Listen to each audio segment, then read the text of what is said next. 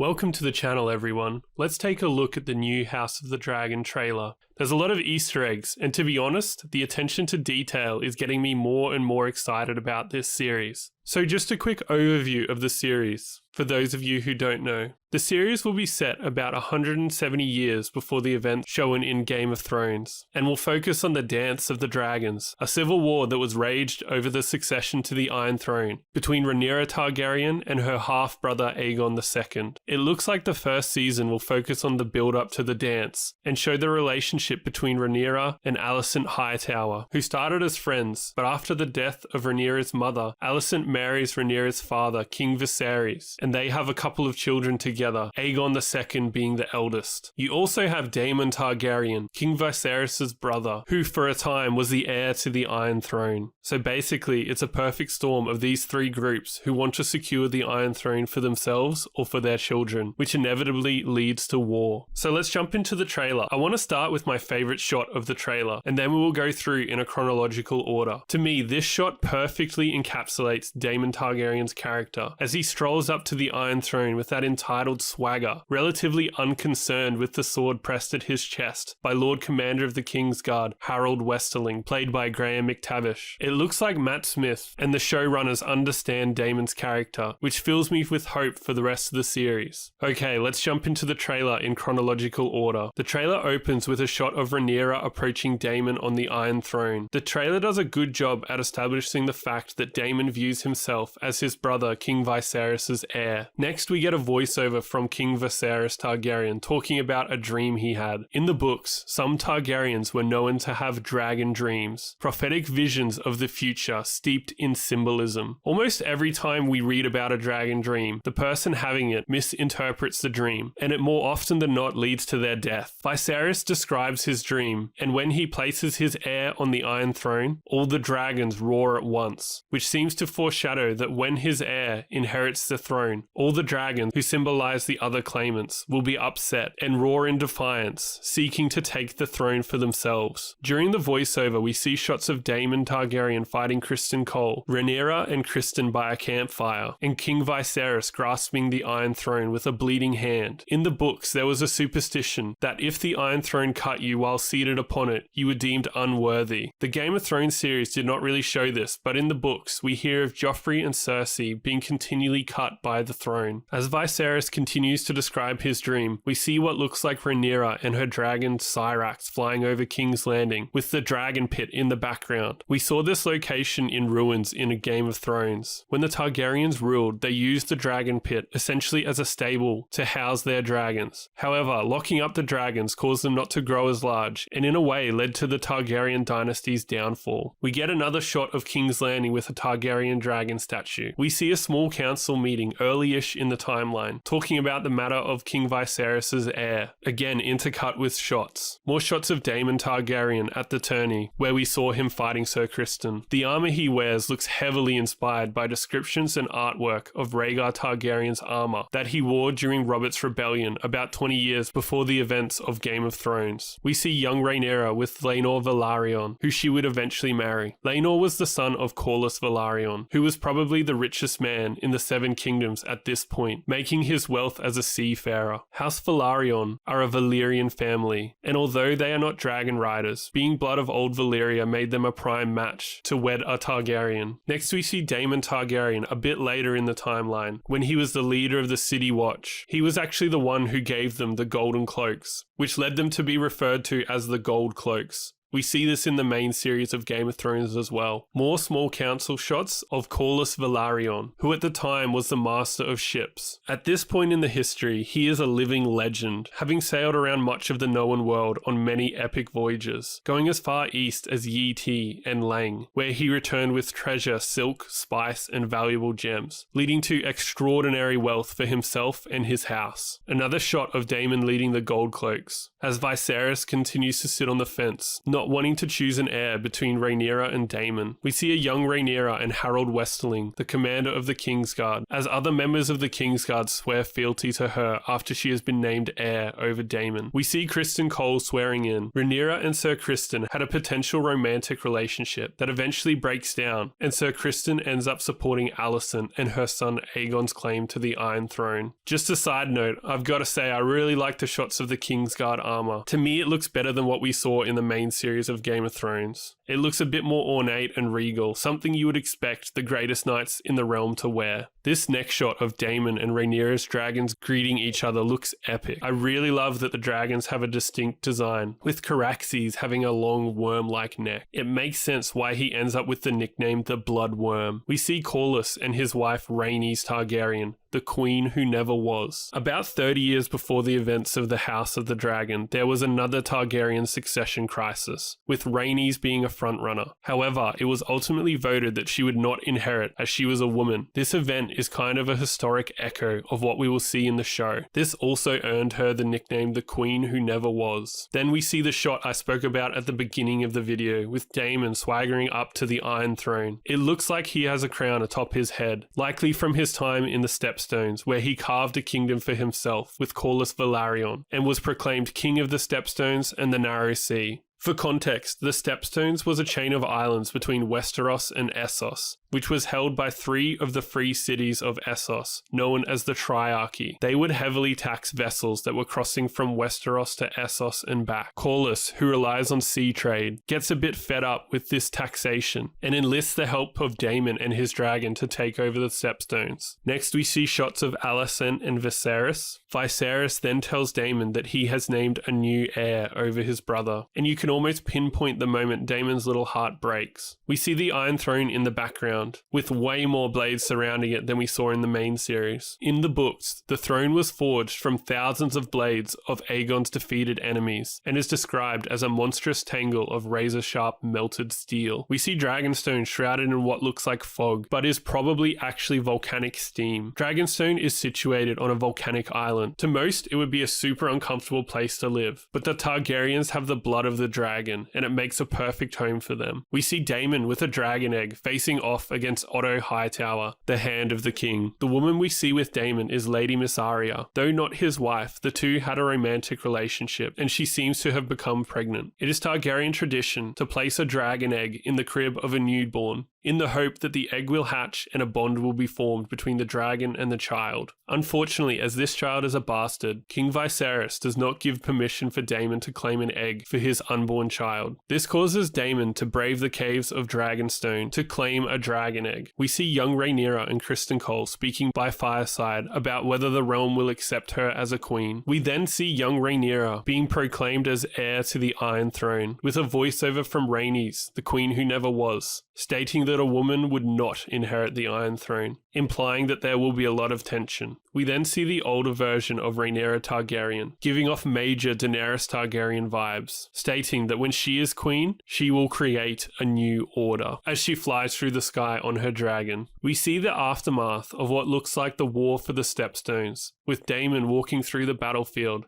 and then fighting a Triarchy warrior.